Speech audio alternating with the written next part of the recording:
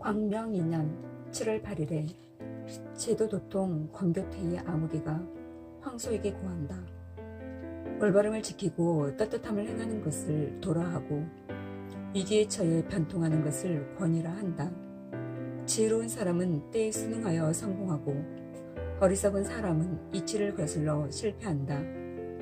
그러므로 100년 인생에 죽고 사는 일을 기약하기는 어려우나 모든 일이란 마음에 달려있어 그 옳고 그름을 분별할 수 있는 것이다. 지금 우리 천자의 군대는 정벌을 할 뿐 전쟁을 하지 않고 군정은 은혜를 베푸는 일을 먼저 하고 죽이는 일을 뒤에 한다. 정차 수도를 되찾아 큰 신의를 펴고 삼과 천자의 분부를 받들어 간사한 꾀를 그치게 하고자 한다. 너는 본래 변방촌 사람으로 갑자기 억센 도적이 되어 우연히 시세를 타 감히 도리를 어지럽히고 마침내 불측한 마음을 품고 천자의 자리를 노리며 도성을 침노하고 궁궐을 더럽혔으니 이미 그 죄가 하늘에 닿아 반드시 패하여 도망갈 것이 분명하다. 슬프도다. 당우시대 이래로 묘와 호따이가 복종하지 아니하였으니 선량함이 없고 무례하며 충의가 없는 무리들이었다. 너희들이 한 짓이 어느 시대인들 없었겠는가. 멀리는 유효와 왕돈이 진나라를 엿보았고 가까이는 녹상과 주자가 당나라를 시끄럽게 하였다. 그들은 모두 손에 막강한 병력을 쥐고 몸으로 중요한 직책을 맡다. 호령이 떨어지면 우리와 번개가 치듯 요란하고 시끄럽게 떠들면 안개와 연기가 서린 듯 자욱하였지만 잠시 동안 간악한 일을 도모하다가 결국엔 남김없이 섬멸되었다. 햇빛이 활짝 났으니 어찌 요망한 기운을 그대로 두겠는가. 하늘 그물이 높이 쳐졌으니 흉악한 족속들은 반드시 제거될 것이다. 하물며 너는 말단 평민 출신으로 바두둑 사이에서 일어나 불지르고 겁탈하는 일을 좋은 일로 알고 죽이고 해치는 일을 급한 일로 생각하여 헤아릴 수 없이 큰 죄만 있고 속죄할 작은 선행조차 없으니 천하의 모든 사람이 너를 죽이고 싶어 할 뿐만 아니라 땅의 귀신들도 너를 죽이고자 의논하였을 터이다. 그러니 너는 비록 숨은 붙어 있으나 넋은 이미 빠졌을 것이다. 사람의 일 중에 자기 자신을 잘 아는 것만큼 중요한 일은 없다. 나는 헛된 말을 하지 않으니 너는 잘 들어라. 근래 우리나라는 더러움을 용납하는 덕이 깊고 허물을 용서해 주는 은혜가 중하여 너에게 병권을 주고 지방을 다스리는 일을 맡겼거늘 너는 도리어 짐새의 독을 품고 올빼미의 흉한 소리를 거두지 아니하여 개가 사람을 물어뜯고 주인에게 짖는 격이다. 그리하여 마침내 몸으로 천자의 덕화를 배반하고 궁궐을 침략하여 공우들이 험한 길로 달아나 숨게 하고 천자의 수대는 먼 지방으로 피난 가시게 하였거늘 너는 일찌감치 덕이로 돌아올 줄을 모르고 완악함만 키우고 있다. 천자께서는 너에게 죄를 용서하는 은혜를 베푸셨거늘 너는 나라에 그 받은 은혜를 대신하는 죄를 지었으니 마땅히 죽을 날이 얼마 남지 않았다. 어찌 하늘을 두려워하지 않느냐. 하물며 주 나라 솥은 내가 넘볼 것이 아니오.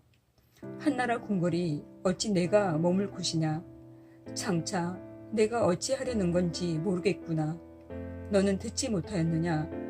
도덕경에 해오리 바람은 하루아침을 못 넘기고 소나기는 하루를 못 넘긴다라고 하였으니 천지자연도 오히려 오래가지 못하거늘 하물며 사람이랴.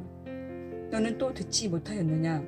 춘추 전에 하늘이 나쁜 사람을 놓아두는 것은 그에게 복을 주려는 것이 아니라 그 흉악함이 더 심해지기를 기다려 벌을 내리려 하는 것이다 라고 하였다. 그런데 지금 너는 간사함을 감추고 포악함을 숨겨서 악이 쌓이고 화가 가득하였는데도 위험함을 편히 여기고 미혹되어 돌아올 줄을 모르니, 말하자면 제비가 막 위에다 집을 지어 그 막이 불타오르는데도 제멋대로 날아들고 물고기가 솥 속에서 헤엄치지만 곧 삶아지는 것과 같은 셈이다. 우리는 웅대한 전략을 모으고 여러 군대를 규합하여 용맹한 장수가 구름처럼 날아들고 용감한 군사들이 비처럼 모여들어 높이 휘날리는 깃발은 초지방 요새의 바람을 에워싸고 총총히 들어선 함선은 오강의 물결을 막아 끊었다. 도태희처럼 적을 쳐부수는데 날래고 양사공처럼 신이라 불릴 만큼 엄숙하여 멀리 팔방을 돌아보고 거침없이 만리를 가로지를 수 있으니 너를 해치우는 일 따위야 큰 불을 놓아 기러기터를 불사르고 태산을 높이 들어 새알을 짓누르는 것과 무엇이 다르냐. 이제 가을이 되어 바야흐로 물의 신이 우리의 군대를 반기는 이때 가을바람은 초목을 말라 죽게 하는 위험을 도와주고 새벽 이슬은 혼탁한 기온을 씻어주니 파도는 이미 잠잠하고 길은 곧장 통한다. 석뒤에 닷줄을 놓으니 손권이 우리의 후군이 되고 현산에 돛을 내리니 뒤에가 선봉이 되었다. 이제 수도를 다시 찾는 일은 늦어야 한 달이면 되겠지만 살리기를 좋아하고 죽이기를 꺼리는 건 하늘의 깊은 인자하며 법을 뒤로하고 은혜를 펴는 건 국가의 훌륭한 제도이다. 공공의 적을 토벌하는 일에 사적인 언어를 품어서는 안 되고 길을 헤매는 일을 깨우치려면 정령 바른 말이라야 한다. 그러므로 내 이 한 장 경문을 날려 너의 이급함을 해결해 주려는 바이니 너는 고집을 부리지 말고 일찍 기회를 보아 좋은 자구책을 마련하고 지난 잘못을 고치도록 하라. 마냥 땅을 떼어 받아 제후국을 열어 몸과 머리가 동강나는 화를 피하고 공명을 세우고자 한다면 내 무리를 믿지 말아야 내 후손에게 영화를 전할 수 있을 것이다. 이 제안은 아녀자가 알 바가 아니요 진정한 대장부의 일이니 속히 답을 주기 바라며 의심할 필요는 전혀 없다. 나는 천자에게서 명령을 받았으며 맑은 물에 신의를 맹세하였다. 말이 떨어지면 반드시 메아리처럼 응할 것인 바 은혜가 많으니 원망을 기피할 건 없다. 만일 미쳐서 날뛰는 너희 무리가 잠에 취해 깨어나지 못하고 수레바퀴에 항구하듯이 고집만 부리다가는 홈을 치고 표범을 잡는 우리 군대가 한 번 휘둘러 박멸함으로써 오합지졸 같은 너희 무리는 사망으로 흩어져 버릴 것이요 내 몸뚱이는 도끼날에 잘려 나갈 것이고 내 뼈는 수레 밑에 깔린 가루가 될 것이요 처자들은 잡혀 죽고 친척들은 베어 죽을 것이다.